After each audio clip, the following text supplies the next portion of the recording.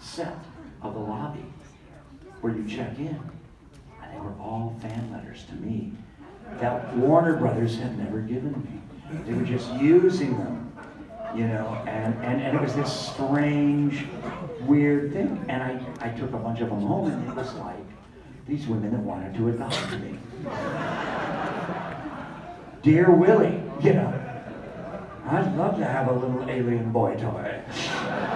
Anyway, that's my best answer. Thank you. Next victim. Hello, Mr. Englund. What do you think about Freddy versus Pennywise movie? No. Yes! Yes! Well, you know, it's so strange because Dennis Christopher, who's in the original It, the Stephen King miniseries, he and I started a film together. So I was really all over the first It and Tim Curry, who I thought was brilliant. And I love the new guy. I love Pennywise. I love the idea of seeing the two together in a graphic novel, in a pop cultural stand. I don't know, it'd be very tricky to blend those in a movie, to blend those two worlds. It was very difficult to do Freddy versus Jason. And we found this common denominator, and it took years and years. You guys, you know, we got blamed. New Line Cinema, me. We got blamed for being greedy Hollywood people that want to exploit the franchises.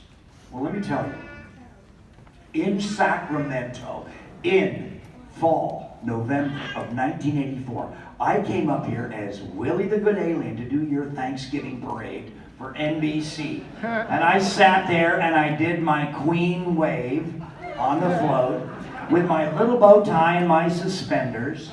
And at the end of it, I ripped that goddamn bow tie off and I pluffed down my perm, and I was gonna go out to this great steakhouse that they promised me in Sacramento called the Firehouse.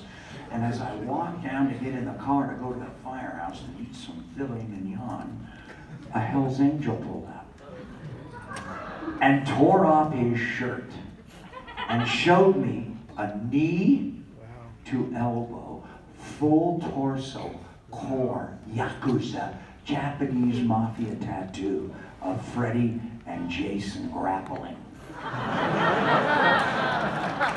So we didn't start it. The fans started it. The fans started doing that mesh. And I don't think that Freddy can throw down with Pennywise in a movie unless you had a really brilliant idea and a screenwriter to carry it off. But I could see easily Pennywise and Freddy in a great graphic novel mashup.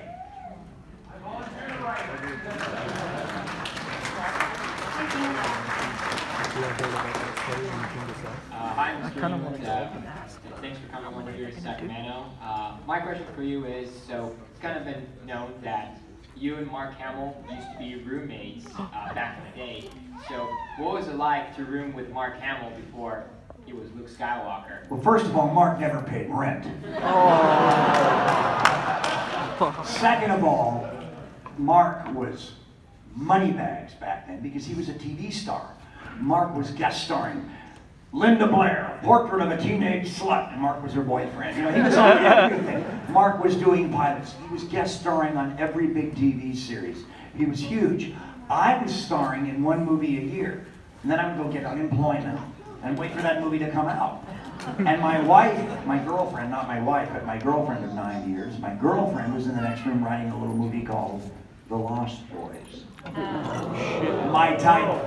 So that was the world in that room. And Mark would come back from a job, and we'd all lay down on the carpet in the living room, and we'd drink a Heineken, and Mark would play us Monty Python, Lenny Bruce, a new Kinks album. He turned me on to so much cool stuff. You know, Mark's so smart, and he's also one of the funniest people I've ever met. You know, Mark is gonna do a comedy sooner or later, a big comedy, and he's gonna blow your mind. You know, he was almost a prisoner of his good looks. He's so good looking that he had to be a leading man for a while. Richard Gere too, you know, Richard Gere's a great character actor. He just happens to look like, you know, he's like handsome like Paul Newman, and Mark's the same way. But Mark is unbelievable in comedy. He's so funny, makes you wet your pants. And he's incredible. And I remember Mark talking back to the television. I remember Mark teaching me how to watch the best character actors on Bob Newhart or the Mary Tyler Moore Show. And that's the Mark that I remember and love.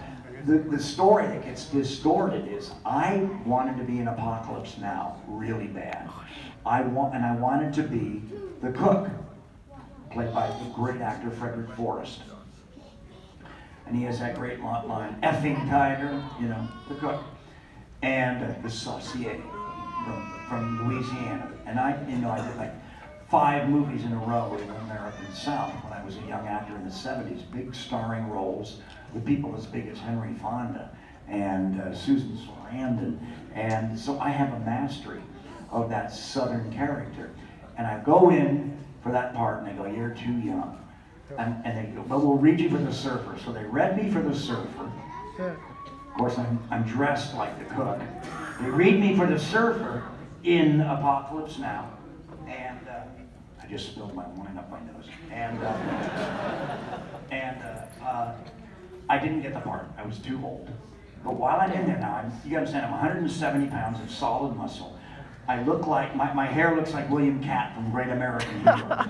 I'm like an albino surfer with curls and ringlets all the way down my back. And they send me across the hall. They're doing this new project, a new George Lucas project. They sent me across the hall because they thought maybe the people from Apocalypse Now had heard that they were having a problem with the casting of Han Solo. They'd lost Tom Selleck. They originally wanted Han Solo to be like an older, corrupt uncle. You know, the bad uncle at the wedding that takes you out back and rolls a joint, you know. The cool guy, the cool older uncle. And then when they went through several other people too that were older. And they decided maybe we don't want that. So they because I was wearing skin-tight green Levi's and an old army shirt and a green tank top, and I'm solid tan surfer muscle. And I went and they thought maybe he could be the same age as Luke Skywalker. Maybe they're more like brothers than an uncle, you know, nephew relationship. So they sent me across the hall. Of course, across the hall, the George Lucas people, they took a Polaroid of me, you know, and asked me to leave. But before I left, I picked up the sides. That's the audition sheet for Luke. And I got in my car and I drove over the hill and I walked into my fabulous bachelor pad apartment. My girlfriend's in the back room writing Lost Boys. On my couch, where he always was, Mark Hamill, with a 6-pack of Heineken half finished, watching the Bob Newhart show. And I said, Mark, I think you might be right for this. And he got on the horn, called his agent, and the rest is history. So that's my Mark Hamill story. Thank you.